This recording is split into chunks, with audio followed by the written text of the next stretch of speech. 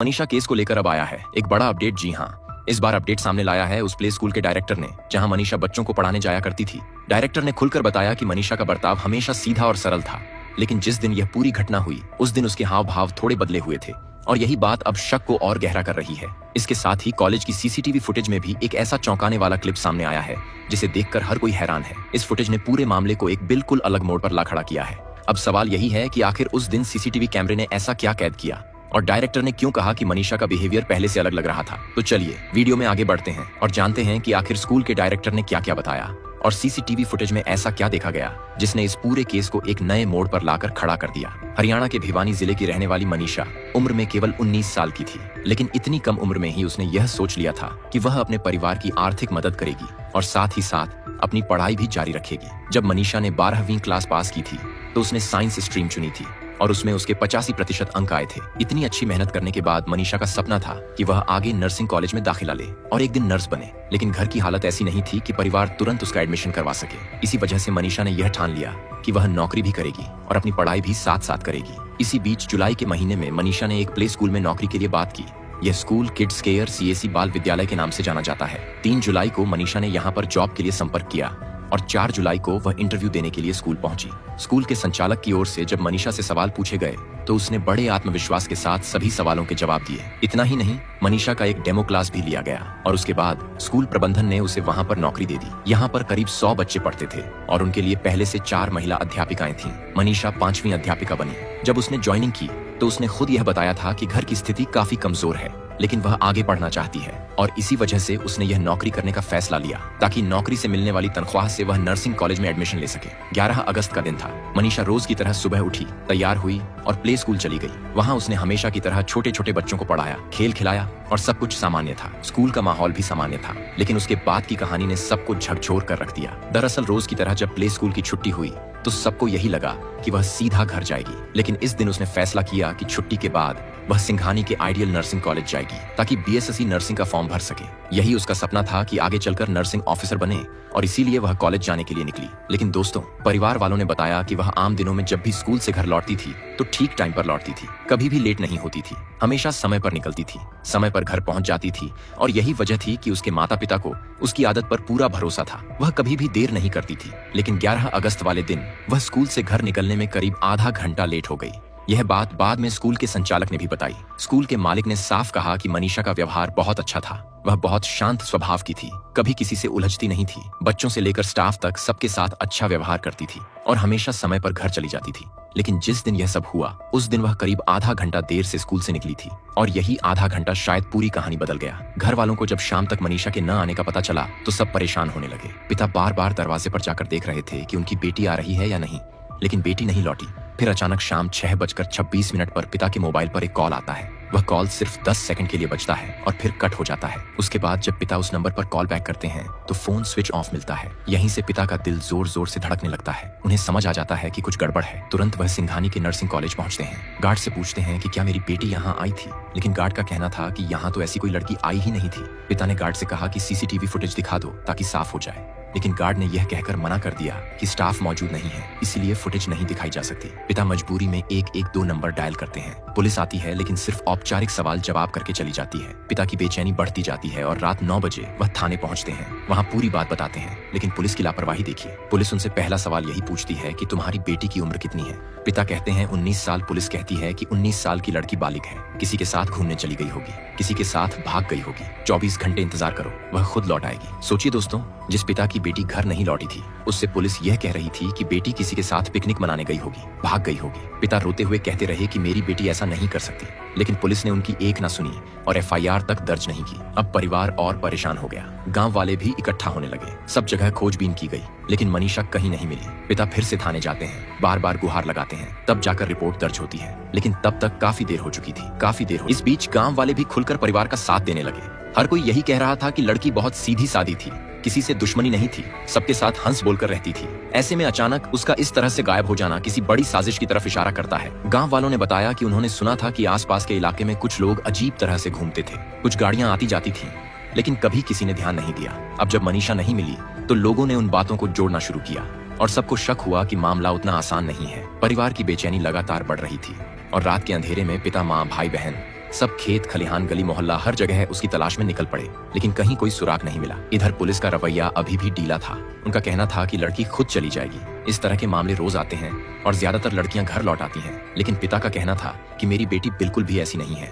वह घर वालों को बिना बताए कभी कहीं नहीं जाती। वह हमेशा मोबाइल ऑन रखती थी, लेकिन अब मोबाइल बंद है। धीरे धीरे पूरे गांव में चर्चा फैल गई। लोग इकट्ठा होने लगे और दबाव बढ़ाने लगे कि पुलिस तुरंत सीसीटीवी फुटेज खंगाले ताकि पता चल सके कि आखिर मनीषा स्कूल से निकलने के बाद कहाँ गई थी और किसके साथ गई थी। यही से दोस्तों पूरी कहानी सीसीटीवी पर आकर टिक गई, क्योंकि अगर उस दिन का सीसीटीवी फुटेज सही से देख लिया जाता तो शायद पूरी सच्चाई तुरंत सामने आ जाती। लेकिन गार्ड ने फुटेज दिखाने से मना कर दिया और पुलिस ने भी कोई खास दिलचस्पी नहीं दिखाई। परिवार बार बार यही कहता रहा कि हमारी बेटी का हर दिन का पैटर्न एक जैसा होता था। वह समय पर घर लौटती थी, लेकिन उसी दिन उसने स्कूल से घर निकलने में आधा घंटा लेट कर दिया, और यही आधा घंटा शायद पूरे राज को छुपाए बैठा है। गांव के लोगों ने भी बताया कि उन्होंने देखा था कि उस दिन स्कूल के आसपास कुछ अजनबी गाड़ियां घूम रही थीं। कुछ लोगों ने कहा कि उन्होंने एक गाड़ी को बार बार कॉलेज के गेट के पास रुकते देखा था, लेकिन यह सब बातें पुलिस के कानों तक नहीं पहुंच रही थीं। यही वजह है कि परिवार और गांव वाले अब सड़कों पर उतरने लगे। उन्होंने कहा कि जब तक सही कार्रवाई नहीं होगी और जब तक फुटेज नहीं दिखाया जाएगा, तब तक हम चुप नहीं बैठेंगे। दोस्तों, जब मामला बढ़ने लगा तो धीरे धीरे मीडिया भी इस खबर को उठाने लगी और हर जगह यह चर्चा होने लगी कि आखिर मनीषा के साथ क्या हुआ, कहाँ गई, वह क्यों नहीं लौटी, और आखिर उस दिन के फुटेज को पुलिस क्यों छुपा रही है। दोस्तों, जैसे जैसे समय बीत रहा था, वैसे वैसे मनीषा के घर वालों की बेचैनी बढ़ती जा रही थी। पिता बार बार थाने जाते, लेकिन पुलिस का रवैया वहीं ढीला ही बना रहा। परिवार का आरोप था कि अगर पुलिस शुरू से ही सही कदम उठाती तो शायद मनीषा सही सलामत घर लौट आती, लेकिन हुआ बिल्कुल उल्टा। पुलिस की लापरवाही ने परिवार का भरोसा तोड़ दिया। गांव वाले भी अब खुलकर विरोध करने लगे। लोग जगह जगह इकट्ठा होकर यही कहते कि यह कोई साधारण बात नहीं है, यह कोई मामूली गुमशुदगी नहीं है, यहाँ जरूर कोई बड़ा राज है जो छुपाया जा रहा है। तभी तो सीसीटीवी फुटेज अब तक सामने नहीं लाया गया, जबकि अगर फुटेज देखा जाए तो साफ साफ पता चल जाएगा कि मनीषा कहाँ गई थी, किसके साथ गई थी और आखिरी बार किसने उसे देखा था। लेकिन गार्ड ने फुटेज दिखाने से इनकार कर दिया और पुलिस भी चुप रही। परिवार का कहना था कि गार्ड और कॉलेज दोनों इस मामले को दबाने की कोशिश कर रहे हैं, वरना कोई वजह नहीं थी कि फुटेज इतनी देर तक छुपाया जाए। गांव में माहौल गर्मा गया। लोग सड़क पर उतर आए, चक्का जाम कर दिया, हर तरफ नारेबाजी होने लगी। इंसाफ चाहिए की आवाज गूंजने लगी। पुलिस प्रशासन मौके पर पहुंचा, लेकिन परिवार ने साफ कह दिया कि जब तक उनकी बेटी का पूरा सच सामने नहीं आएगा और जब तक दोषियों को पकड़ा नहीं जाएगा, तब तक वे चुप नहीं बैठेंगे। परिवार का आरोप था कि पुलिस पहले दिन से ही टाल मटोल कर रही है। कभी कहती है लड़की किसी के साथ घूमने गई होगी, कभी कहती है खुद लौट आएगी, लेकिन परिवार ने हमेशा यही कहा कि मनीषा ऐसा नहीं कर सकती। उसकी आदतें बिल्कुल अलग थीं। वह बहुत शांत थी, बहुत सीधी सादी थी और हमेशा हर बात की जानकारी घर पर देती थी। इधर धीरे धीरे मीडिया ने भी इस मामले को उठाना शुरू किया। टीवी चैनल पर खबर चलने लगी, अखबारों में हेडलाइन बनने लगी और पूरा प्रदेश अब इस घटना को लेकर सवाल उठाने लगा कि आखिर क्यों एक सीधी सादी लड़की के साथ ऐसा हुआ और क्यों पुलिस बार बार मामले को टाल रही है। परिवार का दर्द इतना ज्यादा था कि उन्होंने साफ कह दिया था कि जब तक सब सामने नहीं आएगा तब तक वे अंतिम संस्कार भी नहीं करेंगे। यह सुनकर प्रशासन में हड़कंप मच गया, क्योंकि अब मामला और ज्यादा गंभीर होता जा रहा था। इसके बाद अधिकारियों की मीटिंग हुई। डीसी और एसडीएम मौके पर पहुंचे। उन्होंने परिवार को समझाने की कोशिश की, आश्वासन दिया कि 24 घंटे के अंदर आरोपी पकड़े जाएंगे। लेकिन परिवार ने साफ कहा कि अब हम सिर्फ आश्वासन से संतुष्ट नहीं होंगे, हमें ठोस कार्रवाई चाहिए। दोस्तों, इसी बीच एक और बड़ी बात सामने आई। पोस्टमार्टम की पहली रिपोर्ट आई, जिसमें बहुत सारी चीजें दर्ज थीं, जिनको पढ़कर हर कोई हैरान रह गया। रिपोर्ट में साफ लिखा था कि लेकिन रिपोर्ट के आखिरी हिस्से में यह लिख दिया गया कि शरीर से कोई खास सबूत नहीं मिला जिससे यह साबित हो सके कि उसके साथ गलत काम हुआ है। यह पढ़कर परिवार दंग रह गया, क्योंकि एक तरफ रिपोर्ट कह रही थी कि, लेकिन दूसरी तरफ यह भी लिख दिया गया कि गलत काम की पुष्टि नहीं हुई। परिवार ने तुरंत कहा कि यह रिपोर्ट झूठी है, इसमें हेराफेरी की गई है और यह सब सिर्फ असली दोषियों को बचाने के लिए किया जा रहा है। परिवार ने दूसरी बार पोस्टमार्टम कराने की मांग रखी और कहा कि अगर ऐसा नहीं हुआ तो हम किसी भी कीमत पर चुप नहीं बैठेंगे। मीडिया ने भी यह सवाल उठाया कि जब शरीर पर संघर्ष के निशान थे तो फिर यह कैसे कहा जा सकता है कि कोई गलत काम नहीं हुआ। यहाँ तक कि सुप्रीम कोर्ट ने कई मामलों में साफ कहा है कि सिर्फ सबूत न मिलना यह साबित नहीं करता कि कोई घटना नहीं हुई। अगर हालात और परिस्थितियां गवाही दे रही हैं तो उसे नजरअंदाज नहीं किया जा सकता। दोस्तों, जब यह खबर फैली तो लोगों का गुस्सा और भड़क उठा। सैकड़ों लोग गांव से निकलकर सड़कों पर उतर आए, हाथों में मोमबत्तियां लेकर जुलूस निकाला, नारेबाजी की और साफ कहा कि अगर इस बार भी सच दबाया गया तो पूरा प्रदेश आंदोलन करेगा। परिवार का आरोप था कि यह सब सिर्फ नर्सिंग कॉलेज से जुड़ा हुआ है। उनका कहना था कि मनीषा उसी कॉलेज गई थी और उसके बाद वापस नहीं लौटी, तो साफ है कि वहाँ के लोगों ने ही उसके साथ कुछ किया है। परिवार का यह भी कहना था कि कॉलेज के पीछे बड़े नेताओं का हाथ है, इसीलिए पुलिस भी पूरे मामले को दबाने की कोशिश कर रही है। इसी बीच प्रशासन ने दबाव कम करने के लिए 5 पुलिस कर्मियों को निलंबित कर दिया, भिवानी के एसपी का तबादला कर दिया और नए एसपी की नियुक्ति की। लेकिन परिवार ने कहा कि यह सब दिखावा है, जब तक असली दोषियों को पकड़ा नहीं जाएगा तब तक हम चुप नहीं बैठेंगे। लोगों ने यह भी सवाल उठाया कि अगर यह सब सामान्य था तो 3-3 बार पोस्टमार्टम कराने की नौबत क्यों आई? पहले रिपोर्ट में एक बात लिखी गई, दूसरी रिपोर्ट में दूसरी बात और फिर विसरा रिपोर्ट में तीसरी बात। हर बार कुछ नया सामने आ रहा था, लेकिन सच सामने नहीं आ रहा था। फिर पुलिस ने दावा किया कि मनीषा को एक नोट मिला है जिसमें लिखा था कि उसने खुद यह कदम उठाया है। पुलिस ने यहाँ तक कहा कि उसने कीटनाशक खरीदा था, दुकान का बिल भी दिखाया और सिग्नेचर भी बताया, लेकिन परिवार ने इसे पूरी तरह फर्जी बताया और कहा कि यह सब पुलिस की चाल है। सबसे बड़ी बात यह थी कि पुलिस ने जो नोट दिखाया वह सिर्फ फोटोकॉपी थी, ओरिजिनल सामने नहीं आया और उसमें अंग्रेजी में लिखा था, जबकि परिवार कहता था कि मनीषा अंग्रेजी में लिख ही नहीं सकती थी, वह हमेशा हिंदी में लिखती थी और माता पिता को तो अंग्रेजी पढ़नी आती ही नहीं थी। दोस्तों, यहीं से मामला और उलझ गया। एक तरफ पुलिस का दावा, दूसरी तरफ परिवार का आरोप और बीच में पूरा प्रदेश खड़ा हो गया। हर कोई यही कहने लगा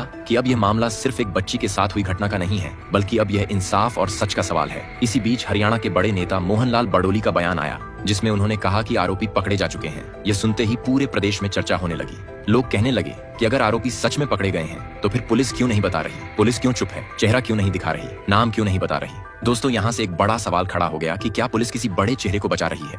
क्या सच को दबाने के लिए बार बार नई नई रिपोर्ट लाई जा रही है? क्या मनीषा का केस सिर्फ एक सामान्य केस नहीं, बल्कि उससे कहीं बड़ा है? और क्या इसमें अंग व्यापार जैसी बातें भी छुपी हैं? गांव वाले और परिवार कहते रहे कि जब तक सीबीआई जांच नहीं होगी, जब तक एम्स दिल्ली में पोस्टमार्टम नहीं होगा, तब तक हमें भरोसा नहीं होगा। अब जैसे जैसे दिन बीतते गए, वैसे वैसे मनीषा केस और ज्यादा उलझता चला गया। परिवार अब हर मंच से यही मांग कर रहा था कि मामले की जांच सीबीआई से हो, क्योंकि स्थानीय पुलिस पर उन्हें जरा सा भी भरोसा नहीं रहा था। उनका कहना था कि पुलिस शुरू से ही गोलमोल बयान दे रही थी। पहले दिन कहा गया कि लड़की खुद गई होगी, फिर कहा गया कि वह किसी रिश्तेदार के पास होगी, फिर बाद में बोला गया कि हो सकता है उसने खुद कोई कदम उठा लिया हो। लेकिन जब परिवार ने विरोध किया और गांव वाले सड़क पर उतरे, तो पुलिस ने अचानक नया एंगल निकाल दिया और कहा कि मनीषा ने खुद जहर खा लिया था। हालांकि परिवार ने इसे पूरी तरह नकार दिया। उनका कहना था कि मनीषा इतनी कमजोर नहीं थी कि ऐसा कदम उठाए। वह हमेशा आत्मनिर्भर रहना चाहती थी। उसका सपना था कि वह अच्छी नौकरी करे और अपने परिवार का सहारा बने। उसने हाल ही में बच्चों को पढ़ाने के लिए एक प्ले स्कूल ज्वाइन किया था, जहां पर उसका रवैया और उसकी मेहनत देखकर हर कोई खुश रहता था। प्ले स्कूल के संचालक का बयान भी यही आया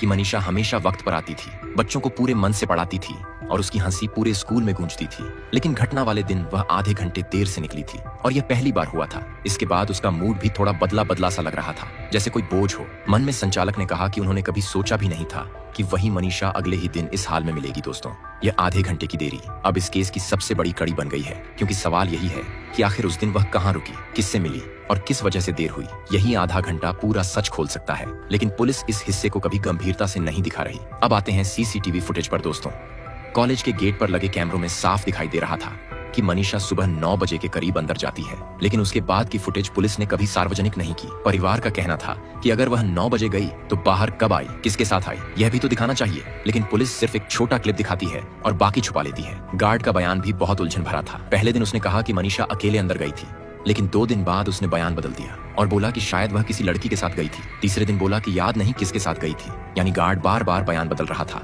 और पुलिस उसे पकड़ने के बजाय बार बार बचा रही थी, बार बार। परिवार का आरोप यही था कि पूरा कॉलेज और गार्ड इस राज को छुपाने में लगे हैं, वरना इतनी बार बयान क्यों बदलते और फुटेज क्यों छुपाते। परिवार का कहना था कि पुलिस जानबूझकर समय बर्बाद कर रही है ताकि सबूत नष्ट हो जाएं और दोषियों को बचाया जा सके। परिवार ने बार बार कहा कि हम सीबीआई जांच चाहते हैं, लेकिन राज्य सरकार टालती रही। कभी कहती जांच चल रही है, कभी कहती सबूत जुटाए जा रहे हैं। इसी बीच मीडिया ने भी बड़ा रोल निभाया। हर चैनल पर यह केस चलने लगा। हर जगह यह सवाल गूंजने लगा कि आखिर क्यों पुलिस इतनी सुस्त है और क्यों एक बच्ची के साथ हुए इस मामले में बार बार रिपोर्ट बदली जा रही है। गांव वाले अब और उग्र हो गए। हजारों की भीड़ इकट्ठा हो गई। महिलाओं ने भी मोर्चा संभाल लिया। गांव के बच्चे हाथों में तख्तियां लेकर नारे लगाने लगे और साफ कहा कि अगर हमारी बहन को इंसाफ नहीं मिला तो हम चुप नहीं बैठेंगे। दोस्तों, इस केस में एक और बड़ा मोड़ तब आया जब परिवार ने कहा कि उन्होंने कहा कि यह कोई साधारण घटना नहीं है, बल्कि इसके पीछे एक बड़ा गिरोह है जो नर्सिंग कॉलेज की आड़ में काम करता है। हालांकि पुलिस ने इस आरोप को तुरंत खारिज कर दिया, लेकिन परिवार ने कहा कि हम इस पर अडिग हैं और जब तक सीबीआई जांच नहीं होगी तब तक हम पीछे नहीं हटेंगे। इधर सोशल मीडिया पर भी लोगों ने आवाज उठाई। ट्विटर, फेसबुक, हर जगह हैशटैग चलने लगे। लोग कहने लगे कि यह सिर्फ एक लड़की का मामला नहीं है, यह हर बेटी की सुरक्षा का मामला है। अगर इस बार दोषियों को बचा लिया गया तो फिर किसी को इंसाफ नहीं मिलेगा। दोस्तों, प्ले स्कूल के बच्चों के माता पिता ने भी गवाही दी।